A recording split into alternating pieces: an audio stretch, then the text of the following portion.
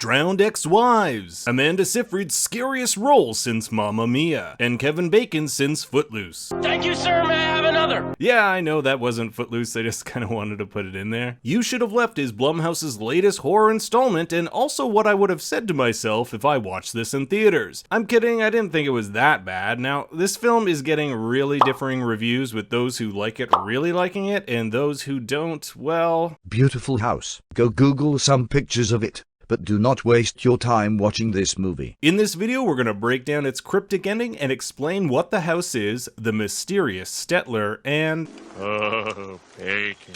Sorry guys, it's just every time there's a movie with Kevin Bacon in it, that's all I can think about. Nice. But before we go on, be sure to like and subscribe with that bell on to stay updated on my latest horror, sci-fi, and movie breakdowns. You Should Have Left is the story of Theo Conroy, a retired banker who takes his family on a quick vacation to the Welsh countryside before his actress wife starts a new job in London. You see, where his wife Susanna is famous, Theo is infamous. Years ago, he was put on trial for the murder of his ex-wife, but was deemed innocent. Because he was a big shot banker, his trial was a huge story. So, you know, to keep a low profile, he ends up marrying a famous actress. Now, the film begins with a hint at the film's antagonist, a creepy, limping man who we'll come to know as Stetler. He comes to visit Theo's daughter Ella, but as we'll find out, this is one of those fake outs where it's all just a dream. The goddamn dream! In fact, Theo is plagued by nightmares like this throughout the entire film. Nightmares which show his daughter dead and ex-wife drowning in the bathtub. In the beginning, we see he takes some sort of medication to help with this, and notice his reflection in the mirror. The film plays a lot with mirrors and reflections. Often the reflection will do something different than the person it's reflecting. And as Stetler says near the end of the film, "That's the problem with mirrors. They always show you yourself." oh yeah, Stetler is actually Theo, but we'll get into that in a bit. Theo is unable to face his true reflection, his true crimes, and his guilt eats away at him. The film actually does a pretty good job hinting at this. To help rid himself of these nightmares, Theo writes in a journal, he documents his feelings, and listens to a meditation app. If you try to stop your thoughts or prevent them from entering your mind, you will only create conflict when you are trying to achieve peace. Nearly 4 minutes in, and the film has already told us what it's really about. Theo's nightmares are the result of him trying to stop something that is causing him built-up pressure and anxiety. As we'll find out later, this is him trying to hide the fact that he actually killed his ex-wife, something that he's trying to stop through medication and meditation. And this leads to one of the greatest ironies of the film. While his actress wife literally makes a living pretending to be other people, Theo too is an actor of sorts, living a lie, pretending that he never killed his wife. After all, as he says, Can't say what you don't believe. so these two actors and their daughter Ella head to the Welsh countryside, which was actually shot in New Jersey, LOL, for a much needed vacation. And this house is pretty creepy. The color scheme is drab and gray, a lot of the rooms feel empty, and there are no pictures on the walls.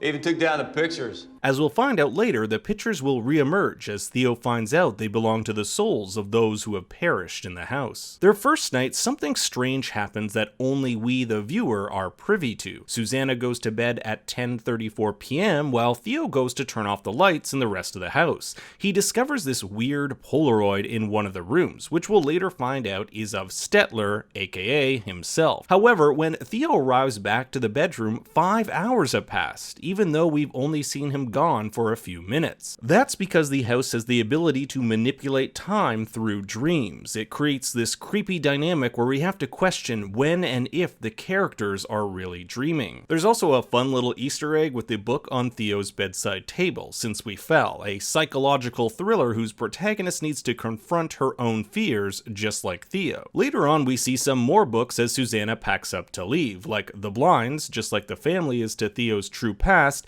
and No One Is Coming to Save Us. I think that one's pretty self-explanatory. On a walk in the countryside, Ella asks Susanna why people hate her dad, and Susanna opens up about his past and how he was accused of murdering his ex-wife. This leads to a conflict between the two, since Theo was the one who wanted to tell Ella. This was one of the few things he can actually control in a life where everything seems out of his control. In his diary, he vents his frustration, stating that he's tired, confused, and pissed, and that he can't shake this, quote, dark dark feeling. So Theo leaves the house to head into the local grocery store, which if you translate the store name from Welsh, it reads Bread of Heaven. And this is no coincidence. Heaven comes up multiple times throughout the film, mainly through Ella's questioning of what happens when we die. We're all gonna be together again.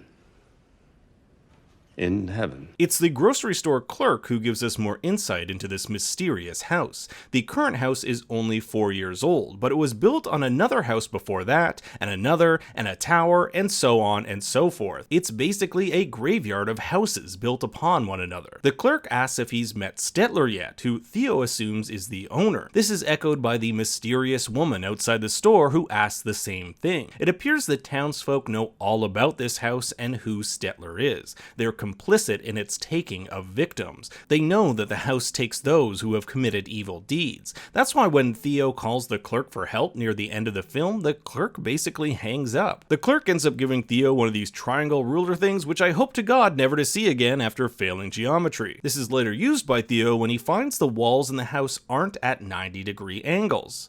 Try the right angles. Later in the film, he finds out that the length from wall to wall inside the house is different than wall to wall outside the house. Is the house actually changing, or is this simply an architectural flaw? Theo comes back home to find someone has written in his journal the line, "Leave, you should leave, go now." Theo will later think this is written by Max, Susanna's secret lover of whom she has a burner phone to communicate with. But as we'll find out, it was actually Theo himself, already trapped within the house. But if he's already trapped, that begs the question, are what we seeing simply a loop of his journey? That he's been forced to relive this nightmare over and over again as penance for his sins? The evidence for this is pretty compelling. In the next scene, Theo ventures down to the secret basement where he finds a Polaroid on the ground of him and his daughter sleeping in bed. This image, or scene if you will, doesn't happen until the very end of the film, yet he's seeing it now. It's already happened. So Theo goes on to confront Susanna about her cheating when he finds out she has a secret second phone.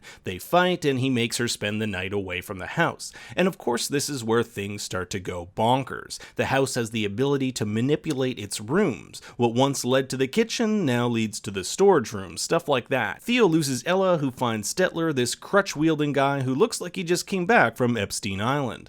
Such a lucky daddy.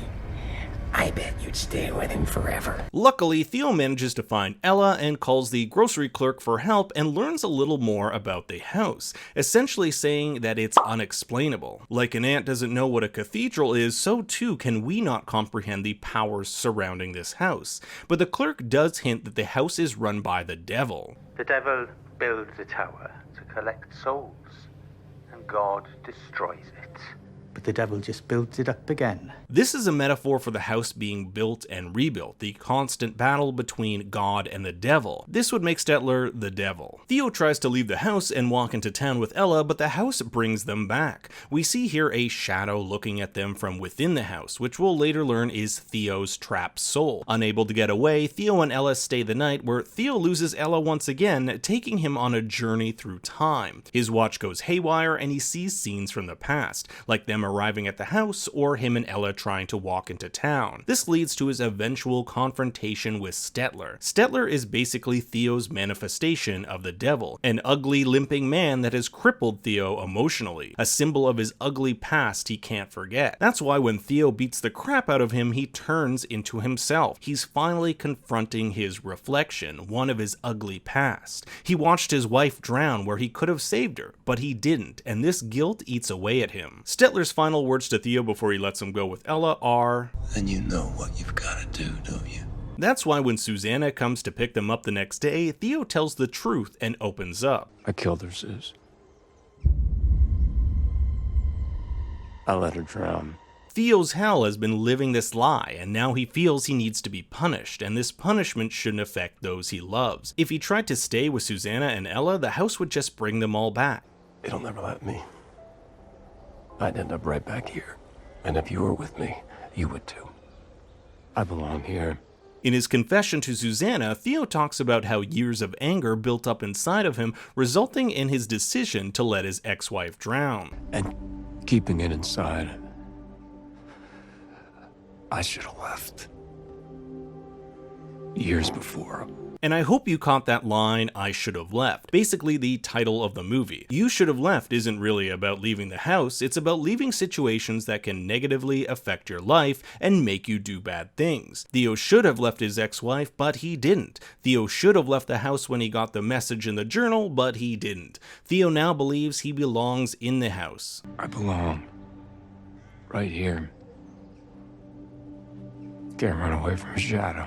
And the use of shadows were foreshadowed throughout the film. Oh god, the puns. Like when Ella plays with shadow puppets, the mysterious shadow-like figures in the house, or how the camera creepily focuses on Theo's shadow instead of Theo when he comes back from the store. The shadow represents the guilt he's kept in the dark all these years, only revealing itself at the very end of the film. We get this creepy shot of the hallway covered in Polaroids of what can only be assumed are its past victims. The voiceover of the shopkeeper says the house has a way of finding the right people. Some leave, some stay. It's also pretty tongue-in-cheek that the song that plays in the background here is "Should I Stay or Should I Go Now?" And the film ends on the house becoming available again. But notice who it's listed by. Stetler, looking for his next soul. But one question I want to leave you with is if you think Stetler is really the devil. I mean, if I were the devil, I'd just try to take all three of the family members forever, yet this character has a motive. Stetler wants Theo to see the error of his ways, to come clean and be honest. He even lets him go so he can do this.